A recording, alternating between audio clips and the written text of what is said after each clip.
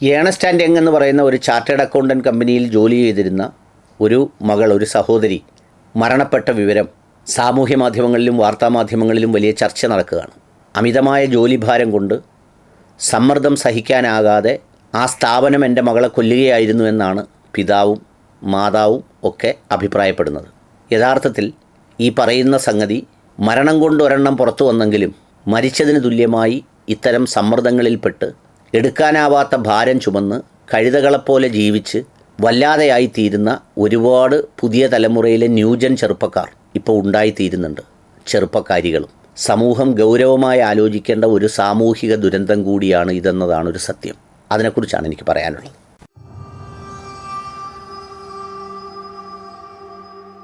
ഈ പഠിക്കാൻ മിടുക്കനാവുക, അല്ലെങ്കിൽ ആ മിടുക്ക് തെളിയിച്ച് അങ്ങോട്ട് മുന്നോട്ട് പോവുകയാണ്. ഒരു 6 or 7 ക്ലാസ് വരെയൊക്കെ ഉഴപ്പാനോ അല്ലെങ്കിൽ അത്തരം കാര്യങ്ങൾക്കോ ഒക്കെ സമയം കിട്ടും ഇപ്പോഴത്തെ കാലത്ത്, അപൂർവമായി. അതും കിട്ടാത്ത ഒരുപാട് കുട്ടികളുണ്ട്.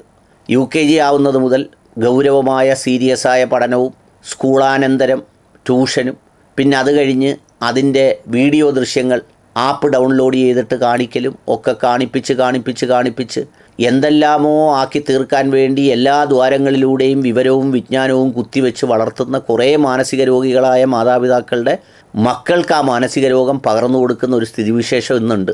അതങ്ങോട്ട് തുടങ്ങിയാൽ പിന്നെ +2, +1 ഒക്കെ ആകുമ്പോഴേക്കും ഇതിൻ്റെ സമ്മർദ്ദം അങ്ങോട്ട് കൂടുകയാണ്. അപ്പോഴേക്ക് സ്കൂളിലെ ട്യൂഷൻ, പിന്നെ 5-6 സബ്ജക്റ്റിന് ട്യൂഷൻ, അത് കഴിഞ്ഞ് വന്ന് ഉറക്കമില്ല, ഊണില്ല, കറക്റ്റ് സമയത്ത് മലമൂത്ര വിസർജനമില്ല, ഭക്ഷണമില്ല, ഒന്നുമില്ലാതെ ഇങ്ങനെ ജീവിച്ച് അത് കഴിഞ്ഞ് പാലായിൽ കൊണ്ടു കൊടുക്കുന്നു.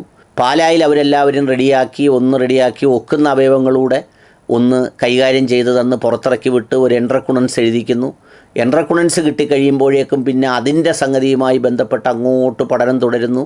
ഇങ്ങനെ തുടർന്ന് ഈ എൻജിനീയറിംഗ് മേഖലയിലും അതുപോലുള്ള മേഖലയിലും MBBS ഒക്കെ ഉണ്ടത്, എൻജിനീയറിംഗ് മേഖലയിലുമൊക്കെ എത്തിച്ചേർന്ന് കഴിഞ്ഞാൽ അവിടെ നിന്ന് വലിയ ഒരു കനം പോലെ, വലിയ ഒരു നേട്ടം പോലെ കാണുന്നൊരു കാര്യമാണ് ക്യാമ്പസ് സെലക്ഷൻ. ക്യാമ്പസ് ഇൻ്റർവ്യൂ കഴിഞ്ഞ് മോക്ക് ജോലി കിട്ടിയെന്ന് പറഞ്ഞ് പല രക്ഷകർത്താക്കളും സന്തോഷം കൊണ്ട് തുള്ളിച്ചാടാറുണ്ട്. എന്ന് മാത്രമല്ല, ആ കോളേജുകളിലൊക്കെ പഠിക്കാൻ പോകുമ്പോൾ എല്ലാവരും തിരക്കുന്നൊരു കാര്യവും ക്യാമ്പസ് ഇൻ്റർവ്യൂ ഉണ്ടോ എന്നാണ്. നമ്മളൊക്കെ പഠിക്കുമ്പോൾ ഡിഗ്രി വരെയും ഒക്കെ നമ്മുടെ ഇഷ്ടത്തിനാണ് പഠിച്ചത്. നമ്മുടെ ഇഷ്ടത്തിന് പഠിച്ച് നമ്മുടെ ഒരു മാർഗം കണ്ടെത്തി, പിന്നെ അത് കഴിഞ്ഞ് പഠിക്കാൻ പോയി, ഇതെല്ലാം ചെയ്ത് നമ്മൾ നല്ല സന്തോഷമായി കഴിയുന്ന സാമൂഹ്യ ബന്ധങ്ങളൊക്കെ നിലനിർത്തി മുന്നോട്ട് പോകുന്നതിൻ്റെ ഒരു പ്രധാനപ്പെട്ട കാരണം അത് നമ്മുടെ തീരുമാനം കൂടി ആയതുകൊണ്ടാണ്. അല്ലാതെ നമുക്കും ആകില്ലേ വേറെ പുതിയ മേഖലകൾ പിടിക്കാനും അങ്ങോട്ട് പോകാനും, പിന്നെ അത് കഴിഞ്ഞ് വേറെ എന്തെങ്കിലും ചെയ്യാനും, വൈകുന്നേരം ഇറങ്ങി കച്ചവടം ചെയ്യാനും, അതിൻ്റെ ഇടയ്ക്ക് 2 സാധനങ്ങളുടെ 2 ഏജൻസി എടുക്കാനും, ഇതിൻ്റെ കൂട്ടത്തിൽ പറ്റുമെങ്കിൽ വീട്ടിൽ നിന്ന് സമാധാനമായിട്ട് ജോലി ചെയ്യുന്ന ഭാര്യയ്ക്ക് കൂടി ഒരു ജോലി ഒപ്പിച്ച് അവരെയും ഒരു കടയിൽ കൊണ്ടിരുത്തി ഇങ്ങനെ എന്തിനു വേണ്ടി എന്നില്ലാതെ ആർത്തിയോടെ കഴിയാവുന്നതിനേക്കാൾ വായിക്കും എല്ലാ അവയവങ്ങൾക്കും ദ്വാരങ്ങൾക്കും ദൈവം ഒരു വലിപ്പം വെച്ചിട്ടുണ്ട്. ആ വലിപ്പം ഒരു തമാശ പോലെ വെച്ചതല്ല. ആ വലിപ്പത്തിനകത്തൂടെ കടക്കുന്നത് മാത്രം അതിലേക്കൂടെ കടന്നാൽ മതി എന്ന് വെച്ചുകൊണ്ടാണ്. അല്ലെങ്കിൽ പിന്നെ ഇവിടെ 2 സിബ് ഇട്ട് തരുമായിരുന്നല്ലോ. ഇതിങ്ങനെ അങ്ങോട്ട് തുറന്നു വെച്ച് മൊത്തം അങ്ങ് തുറക്കാമെങ്കിൽ ഒരു പ്ലേറ്റ് ചോറും തട്ടി അങ്ങ് ഇടായിരുന്നല്ലോ. അങ്ങനെയല്ല വെച്ചത്, നിയന്ത്രണങ്ങൾ കൂടിയാണ് വെച്ചത്. അങ്ങനെ ദ്വാരങ്ങൾ ഈ ചെറുതാക്കിയതിലൂടെ മനുഷ്യൻ്റെ ആഗ്രഹങ്ങളും ചെറുതാക്കണമെന്നുകൂടി ദൈവം ഉദ്ദേശിച്ചിട്ടുണ്ടാവും. നമുക്ക് കഴിയുന്നതേ കൊത്താവും. ഇപ്പം അങ്ങനെയല്ല. ക്യാമ്പസ് സെലക്ഷൻ കഴിഞ്ഞ് പോയാലോ ഒരാഴ്ചയിൽ 70 മണിക്കൂർ 75 മണിക്കൂർ ജോലിയാണ്.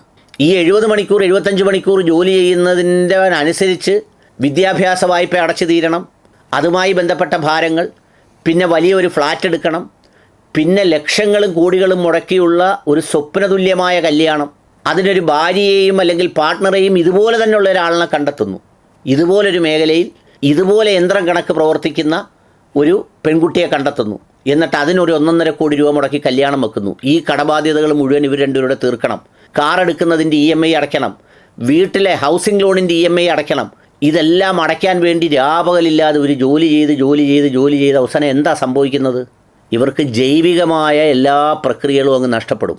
ജീവിതത്തിൻ്റെ നല്ലൊരു കാലം മുഴുവൻ ഇവർ ഫെർട്ടിലിറ്റി ക്ലിനിക്കിലായിരിക്കും കുട്ടികളുണ്ടാകാത്തതിന്. കാരണം ആദ്യം ഇവർ കുട്ടികളെ ഉണ്ടാക്കൂല.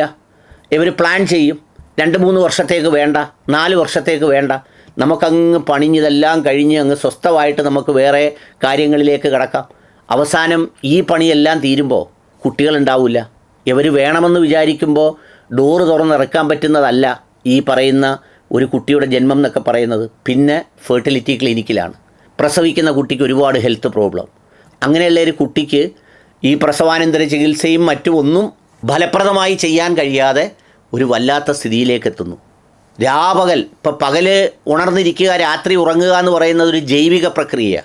അതിന് പകരം ഈ ഭാരമെടുക്കാൻ വേണ്ടി രാത്രി ഉണർന്നിരിക്കുകയും പകൽ ഉറങ്ങുകയും ചെയ്താൽ എന്തെല്ലാം പ്രക്രിയകൾ തടസ്സപ്പെടും. മലമൂത്ര വിസർജനം എല്ലാം തെറ്റും, ആഹാരം കഴിക്കൽ തെറ്റും, പല അവയവങ്ങൾക്കും പല പ്രശ്നങ്ങളും ഉണ്ടാവും, സ്ട്രെസ്സ് ഭയങ്കരമായിട്ടുണ്ടാവും. പിന്നെ ഈ സ്വാഭാവികമായ ജീവിത സാഹചര്യങ്ങളും അതിൻ്റെ കമ്മിറ്റ്മെൻറ്റും ഫുൾഫിൽ ചെയ്യാൻ കഴിയാതെ വരുന്നതോടുകൂടി എക്സ്ട്രാ മാരിറ്റൽ റിലേഷൻഷിപ്പുകൾ ഉണ്ടാവും.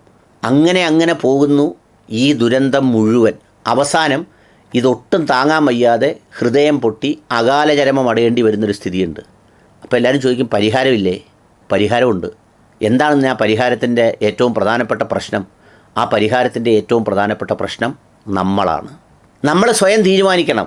എനിക്ക് അത്രയും വലിയ സംഗതിയൊന്നും വേണ്ട, ന്യായമായി ജോലി ചെയ്ത് കിട്ടുന്നൊരു വരുമാനത്തിൽ ജീവിച്ചാൽ മതി, കാര്യങ്ങൾ നടന്നു പോയാൽ മതി. ഒരു മാസം 2 ലക്ഷം രൂപ ശമ്പളം കിട്ടി ഇതുപോലെ എല്ലാ അവയവങ്ങളും തകരുന്നതിനേക്കാൾ നല്ലത് എനിക്ക് സ്വസ്ഥമായി ജീവിച്ച് 5 മണിയാകുമ്പോൾ എൻ്റെ പണി നിർത്തി എൻ്റെ ആനന്ദവും സാമൂഹ്യ ബന്ധവും കുടുംബ ബന്ധവും ഒക്കെ നിലനിർത്തുന്ന 75,000 രൂപ മതി. അതിനനുസരിച്ചുള്ള ഭാരമേ നമ്മൾ ഏറ്റെടുക്കാവൂ. അതൊരാവശ്യമുള്ള കാര്യമാണ്. അല്ലാതെ ഒരാൾ ഹൃദയം പൊട്ടി മരിക്കുമ്പോൾ അത് കമ്പനിയാന്ന് പറഞ്ഞാൽ അവരിവരെ ആരെയും മനുഷ്യരെ പോലെ കാണുന്നില്ല. അവരിവരെ എല്ലാം കാണുന്നത് യന്ത്രമായിട്ടാണ്. മെക്കാനിക്കൽ എഞ്ചിനീയറിംഗ് പഠിച്ചവനെയും സോഫ്റ്റ്വെയറിൽ കൊണ്ടുപോവുക, സിവിൽ എഞ്ചിനീയറിംഗ് പഠിച്ചവനെയും വേണേൽ സോഫ്റ്റ്വെയറിൽ കൊണ്ടുപോകും. കാരണം അവർക്ക് വേണ്ടതെന്താ? കഴിവും മിടുക്കും ചലനാത്മകതയും ശക്തിയുമുള്ള ഒരു എഞ്ചിൻ മതി. സോഫ്റ്റ്വെയർ അവരതിൽ ഇൻസ്റ്റാൾ ചെയ്തോളും. അവർക്ക് വേണ്ടത് അവർ പഠിപ്പിച്ചോളും. അവൻ ഇത്രയും നാൾ പഠിപ്പിക്കുന്നത് ഒന്നുമായി ബന്ധപ്പെട്ട വിഷയമായിരിക്കില്ല അവൻ വർക്ക് ചെയ്യുന്നത്. അപ്പോൾ അതുകൊണ്ട് അത്തരമൊരു കാര്യത്തിലൂടെ കടന്നു പോകും. ഈ എഫേർട്ട് മുഴുവൻ നമ്മുടെ ഒരു സ്വന്തം സംഗതിക്ക് വേണ്ടി ഉണ്ടാക്കിയാലുള്ള ഗുണം എന്താണെന്നറിയോ? ഒരു 10 വർഷം നമ്മളങ്ങനെ സ്ട്രെയിൻ എടുത്താൽ പിന്നെ നമുക്ക് വേറൊരു ലെവലിൽ ജീവിക്കാം. ഇത്രയൊന്നും സ്ട്രെയിനും സ്ട്രെസ്സും ഒന്നും ഇല്ലാതെ വളരെ റിലാക്സ്ഡ് ആയിട്ട് ജീവിക്കാം. ഇത് ഈ പണി ചെയ്തുകൊണ്ടിരുന്നാൽ മരിക്കുന്നത് വരെ ഈ പണി ചെയ്തുകൊണ്ടിരിക്കാനേ ഒക്കുള്ളൂ. കടം വല്ലതും തീരുമോ? തീരത്തില്ല. എന്താ കാര്യം? ആദ്യം ജീവിച്ച ജീവിത നിലവാരത്തിൽ നിന്നും നേരെ അങ്ങ് ഉയരും. പണ്ട് 10,000 രൂപ മതിയായിരുന്നു സുഖമായി ജീവിക്കാനെങ്കിൽ ഇപ്പോൾ എത്ര വേണം? 35,000 വേണം. കുറച്ചുകൂടെ ഉയരുമ്പോഴോ 60,000 വേണം. അപ്പം നമ്മൾ മറ്റേത് ചാടി പിടിക്കാൻ പോകുന്നതനുസരിച്ച് ഇവിടെ ഉയർന്നുകൊണ്ടേയിരിക്കും. അപ്പം മരണം വരെ കടത്തിലും ബാധ്യതയിലും പ്രശ്നത്തിലുമായിരിക്കും. ജീവിക്കാനൊട്ട് സമയം കിട്ടത്തില്ല. അതുകൊണ്ട് ഇങ്ങനെ വളർത്തുന്ന രക്ഷകർത്താക്കളോടും വളരുന്ന മക്കളോടും പറയുകയാണ്, നിങ്ങൾക്ക് ഇപ്പം നമ്മളൊക്കെ ജീവിക്കുന്നില്ലേ? നാടകം കാണണമെന്ന് തോന്നുമ്പോൾ നാടകം കാണുന്നു, കൂട്ടുകാരെടുത്ത് പോയിരുന്ന് സൊറ പറയണമെന്ന് തോന്നുമ്പോൾ സൊറ പറയുന്നു, യാത്ര പോകണമെന്ന് തോന്നുമ്പോൾ യാത്ര പോകുന്നു, ജോലിയൊക്കെ ചെയ്യുന്നുണ്ട്, കുറച്ച് ബുദ്ധിമുട്ടൊക്കെ ഉണ്ട്. നമ്മുടെ കൂട്ട് വളർന്ന പലരും ഒരുപാട് സ്ഥലങ്ങളിൽ വസ്തു വാങ്ങിക്കുന്നു, കട വെട്ടിപ്പിടിക്കുന്നു, ലോഡ്ജ് ഉണ്ടാക്കുന്നു, മറ്റേ ഉണ്ടാക്കുന്നു. ഇതൊക്കെ കണ്ട് നമുക്ക് മനസമാധാനത്തോടെ നിൽക്കാൻ കഴിയണം, നമ്മൾ ജീവിക്കുന്നു എന്ന് പറയുന്ന ഒരു സത്യത്തിൽ അടിയുറച്ച് നിന്നുകൊണ്ട്. അതുകൊണ്ട് അത് ഗൗരവമായി ഈ വരുന്ന തലമുറ, പുതിയ കാലം, പുതിയ രക്ഷകർത്താക്കൾ ആലോചിക്കേണ്ടത് വളരെ അത്യാവശ്യമാണ്. നോട്ട് പുറത്തേക്ക് തള്ളുന്ന ATMകളല്ല മനുഷ്യർ, മക്കൾ എന്നുള്ള ഓർമ്മ എല്ലാ രക്ഷകർത്താക്കൾക്കും ഉണ്ടാവട്ടെ.